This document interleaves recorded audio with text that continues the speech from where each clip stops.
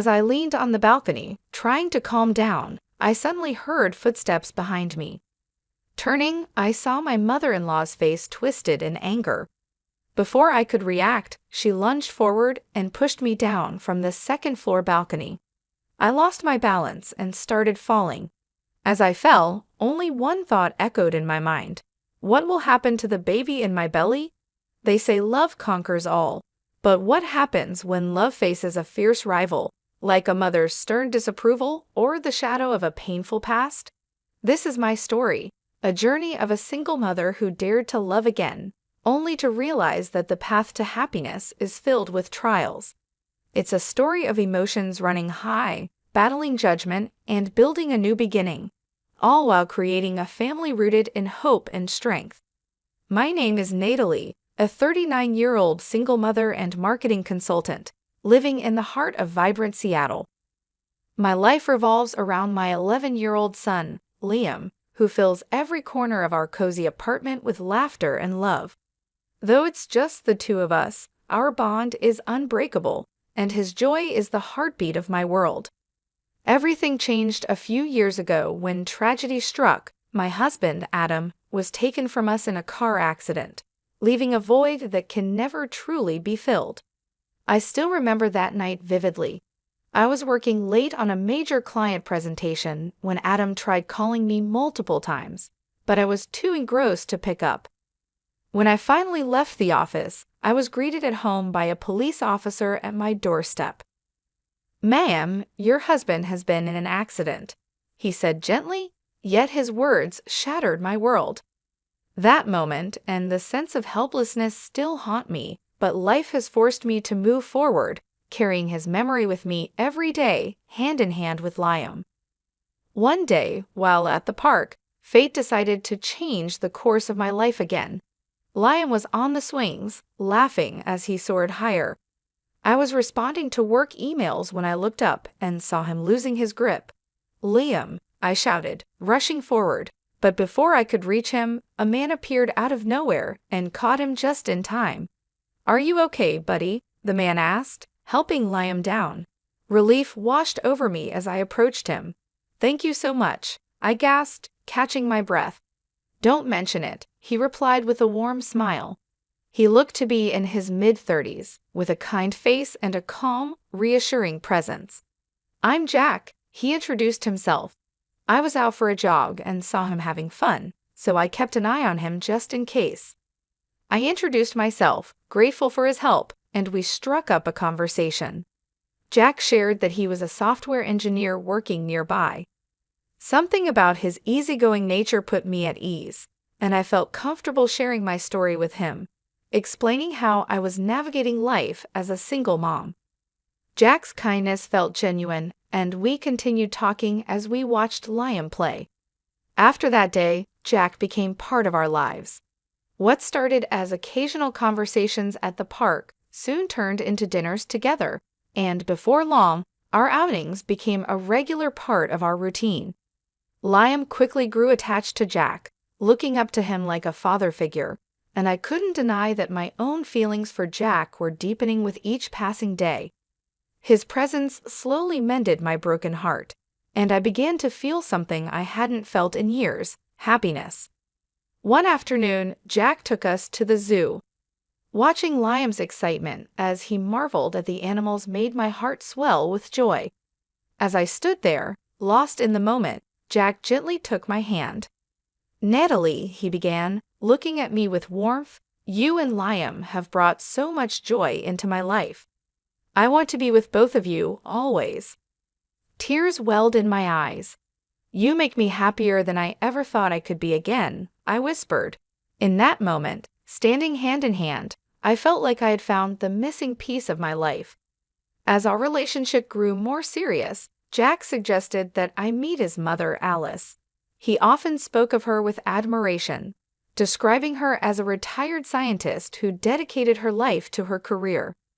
Though the thought of meeting her made me nervous, I knew that if Jack was this important to me, then meeting his family was the natural next step. When we arrived at Alice's house, my heart raced. She greeted us with an elegant yet stern expression, her posture straight and her gaze sharp. "Hello, Mrs. Taylor," I said warmly, handing her a box of gourmet treats as a small gesture of goodwill. Her expression remained unreadable as she said, "Ah, you're Natalie. Come in." Her home was immaculate, with every detail perfectly arranged, reflecting her meticulous nature. As we settled on the sofa, Alice's gaze remained cold, scrutinizing me. "Jack tells me you're a single mother and that you work from home," she stated with a hint of disapproval. I smiled, replying, "Yes, I'm fortunate to have a career that allows me to balance work and raising Liam."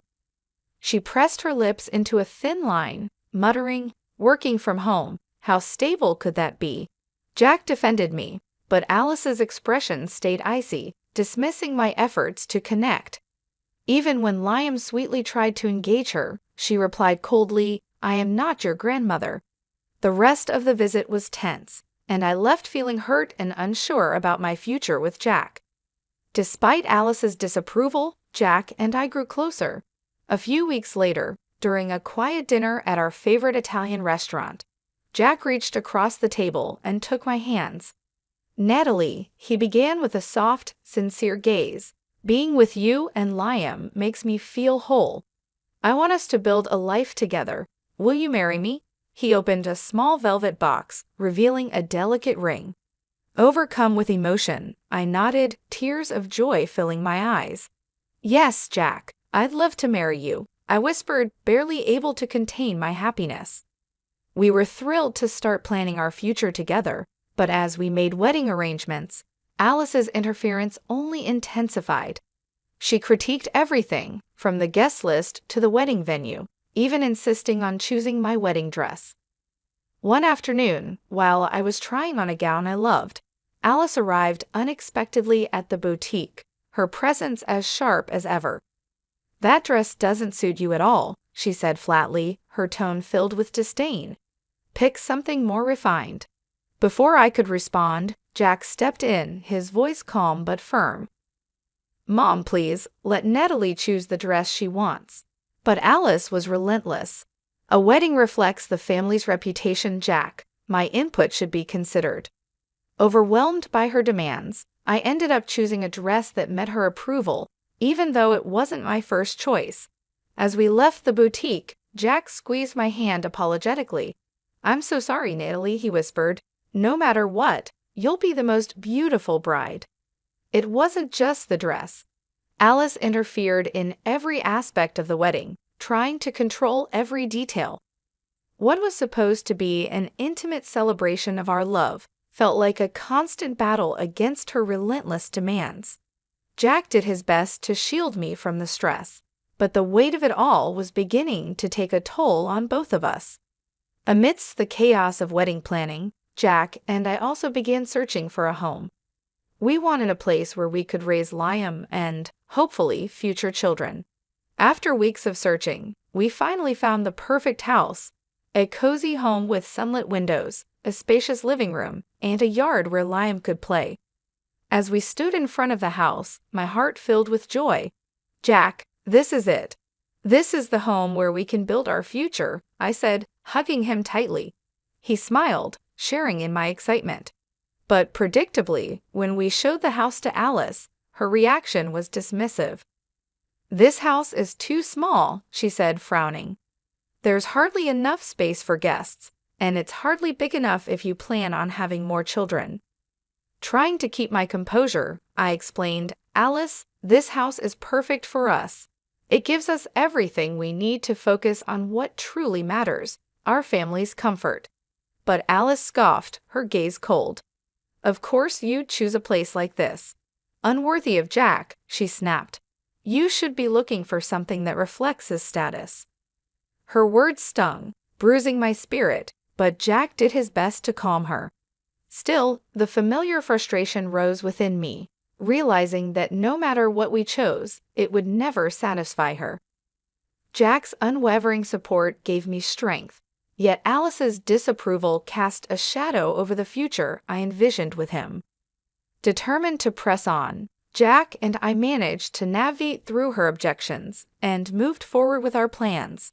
Finally, our wedding day arrived. It was a small, intimate ceremony, just as we had dreamed. Liam looked adorable as the ring bearer, walking proudly down the aisle in his little suit. Watching him filled me with pride, and as I made my way toward Jack, my heart swelled with joy. In that moment, surrounded by our loved ones, I knew that this was the beginning of something beautiful. Our own little world, built on love and resilience, would be our strength as we faced whatever challenges lay ahead. A few months into our marriage, I received wonderful news. One morning, feeling a strange flutter of excitement, I approached Jack with a smile. "Jack," I whispered, "I think I might be pregnant." His face lit up with joy. "Natalie, that's incredible," he exclaimed, pulling me into a tight embrace. We wasted no time visiting the doctor, who confirmed the happy news. "Congratulations," the doctor said warmly.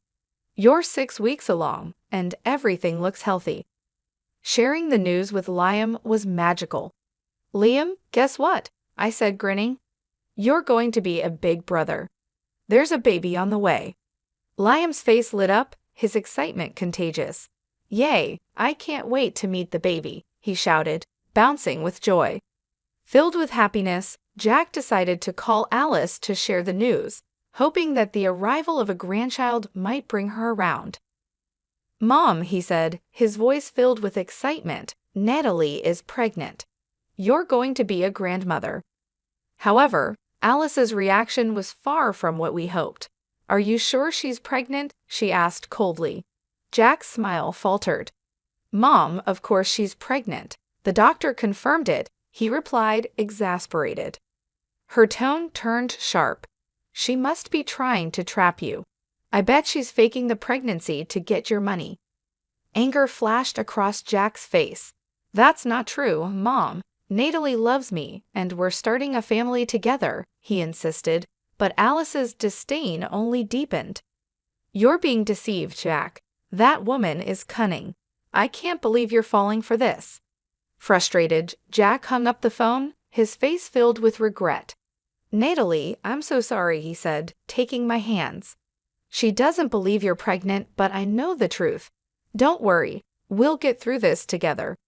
In the following days, strange things began to happen. While I was out shopping, I started feeling an eerie sense that someone was watching me. At first, I brushed it off as my imagination, but the feeling persisted, growing stronger with each passing day. One evening, I confided in Jack, my voice uneasy. "Jack, I think someone's following me." Jack's brow furrowed with concern. "I've noticed it too," he admitted. "That's why I asked a friend, a private investigator, to look into it." Just then, Jack's phone rang. It was the investigator. "Jack, I have news," they said on the other end. "It turns out your mother hired someone to follow Natalie." Jack was stunned. "What? My mother hired someone to follow her?" "Yes," the investigator confirmed. "She wanted to keep an eye on Natalie's activities." Jack's face was filled with disbelief as he looked at me, guilt evident in his expression. "Natalie, I'm so sorry. I had no idea she would go this far." I stood there speechless, my legs feeling weak beneath me. "Why?" I whispered, struggling to make sense of it. "Why would she do this? I haven't done anything wrong." Jack pulled me into a tight embrace, his voice filled with determination. "What my mother did is unforgivable. I won't let anyone hurt you." That evening, Jack confronted Alice, his anger evident. "Mom, why did you have Natalie followed? She's done nothing to deserve this." Alice remained defiant. "I had to know if she was really pregnant," she said coldly. "That woman can't be trusted." Jack's voice shook with emotion. "Your prejudice is tearing us apart. Natalie is my wife and the mother of my child. You need to accept that." But Alice's expression remained steely. "I will never accept her," she said firmly. "She'll ruin your life, Jack." Despite her relentless disapproval, Jack and I clung to the hope that we could still find peace and happiness together. But as my pregnancy progressed, we knew that this conflict was far from over. As my pregnancy progressed into the second trimester, Jack suggested inviting Alice over for dinner in one last attempt to make peace. "Natalie, this could be our chance," Jack said, his tone hopeful. "Let's show her the life we're building, and maybe, just maybe, she'll finally accept us." I nodded, willing to try. "You're right, Jack. I want things to be better for Liam, the baby, and for us." That evening, I prepared a warm dinner, hoping to set a positive tone. When Alice arrived, I greeted her at the door with a polite smile. "Thank you for coming, Mrs. Taylor. Let's enjoy this dinner together," I said, trying my best to welcome her. Alice's expression, however, remained cold and distant. "I'm sure you're up to something," she muttered under her breath as she stepped inside, her words sharp enough to pierce the air. Throughout the meal, she continued with her relentless questions, her skepticism thinly veiled. "Are you really pregnant, Natalie?" she asked, narrowing her eyes as if she could see through me. "You barely even look like you're showing." I fought to stay calm, though her words stung. "Yes, the baby is healthy and growing well. It just isn't noticeable yet," I replied, hoping to ease her suspicions. But Alice's lips curled in disdain. "I wonder if you're lying," she said, her voice dripping with accusation. "Trying to trick Jack into giving you money." Her cruel words cut deeper than I expected. Before I could respond, Jack slammed his hand on the table, his voice filled with anger. "Mom, stop it. Quit insulting Natalie." The room fell into an uneasy silence, and the rest of the dinner passed tensely. By the end, I was emotionally drained. "Jack, I need some fresh air," I whispered, stepping out onto the second-floor balcony, hoping the cool night air would help calm the storm of emotions swirling within me. Suddenly, I heard footsteps behind me, and Alice's voice, sharp and unforgiving. "I will never approve of you, Natalie," she said coldly. "You're not good enough for Jack." I turned to face her, my voice soft but pleading. "Mrs. Taylor, I love Jack with all my heart. Please, give us a chance." But her face twisted with rage. "I've had enough of your lies," she screamed, her eyes blazing as she advanced. Before I could react, she shoved me hard, sending me over the balcony's edge. I felt a rush of air and a sudden painful impact as I hit the lawn below, darkness closing in around me as I struggled to remain conscious, clinging to one desperate thought: I had to protect the baby. When I opened my eyes, I found myself in a bright hospital room. My body ached and the world felt hazy, but I was alive. As I tried to move, I saw Jack sitting beside me, his face filled with relief and sorrow. "Natalie, you're awake," he said softly, taking my hand gently. "Where am I?" I asked, my voice barely a whisper. "You're in the ICU," Jack explained gently. "My mom, she pushed you off the balcony. You were unconscious when the paramedics arrived, and the doctors had to perform an emergency C-section to save you and the baby." Panic gripped my heart. Is the baby okay?" I gasped, fearing the worst. Jack's smile softened, his eyes filling with a mixture of relief and love. "She's safe. Our baby girl is healthy and beautiful." Tears of relief streamed down my face. "I want to see her," I whispered, overwhelmed with gratitude and a fierce need to hold my daughter. Jack pressed the nurse's call button, and moments later, a nurse entered the room, bringing in a small bassinet. She gently lifted our daughter and placed her in my arms. As I held her tiny hand, an overwhelming wave of love washed over me. "Welcome to the world, little Ella," I whispered, her name coming to me instinctively in that precious moment. Jack leaned in, pressing a tender kiss on our daughter's forehead, his gaze filled with warmth and pride. As I cradled Ella in my arms, peace and gratitude filled my heart. She was safe, and for that, I would be forever thankful. But a lingering worry remained as I looked at Jack. "What about your mother?" I asked, my voice trembling as the weight of her actions settled over me. Jack's expression darkened, his voice firm. "She's been arrested for attempted murder, Natalie. She'll face trial for what she did to you and our daughter." I nodded, absorbing the gravity of the situation. Holding Ella closer, I whispered, "Right now, all that matters is that we're together." Jack squeezed my hand gently, his gaze full of determination and reassurance. "We'll let the courts handle the rest, Natalie. I won't let anyone harm you or our family again." Alice's trial became a highly publicized event, with headlines capturing the shocking details. When the day of her sentencing came, Jack and I sat together in the courtroom, my hand tightly gripping his as we awaited the verdict. Alice showed no remorse, her face a mask of bitterness as she attempted to justify her actions. "That woman is a liar," she shouted in the courtroom, her voice sharp and venomous. "She only got pregnant to trap my son." But the evidence was overwhelming, and my testimony, along with witness accounts, painted a clear picture of her actions. After deliberation, the judge delivered the final judgment. "The defendant is hereby sentenced to 5 years in prison," the judge declared, his voice resonant and unwavering. A wave of relief washed over me as Jack helped me out of the courtroom.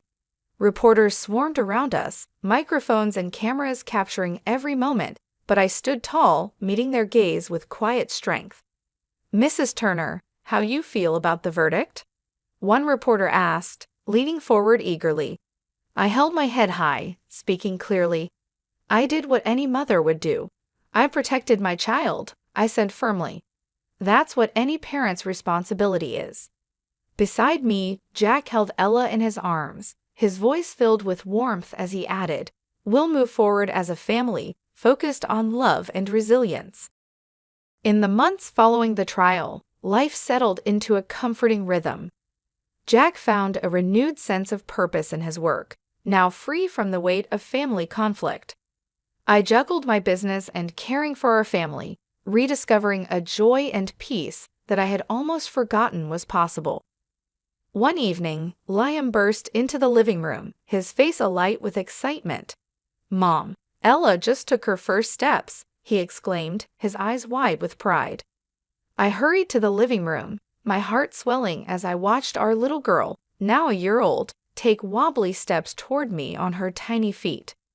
"Ella, you're walking," I cried, scooping her up and covering her with kisses, tears of happiness filling my eyes. Later, when Jack came home, I shared the exciting news, and his face lit up with pride as he knelt beside Ella, ruffling her hair. "Good job, little one. You'll be running marathons before we know it." As we embraced our children, our hearts overflowed with gratitude for the family we had built, a family that had endured trials and emerged stronger. Gazing out the window at the golden evening light, I felt a deep peace, knowing that whatever challenges lay ahead, we would face them together, hand in hand. Thank you for joining Natalie's journey of love, resilience, and hope. When we face challenges from those who are supposed to support us, it takes courage and strength to rise above. Natalie found her happiness by standing firm for her family, proving that true love and resilience can overcome even the toughest trials. What did you think of Natalie's story? Would you have done anything differently in her place? Share your thoughts in the comments, and let us know your favorite moment from Natalie's journey. Don't forget to like, subscribe, and stay tuned for more powerful stories about love, strength, and the incredible courage it takes to build a better future.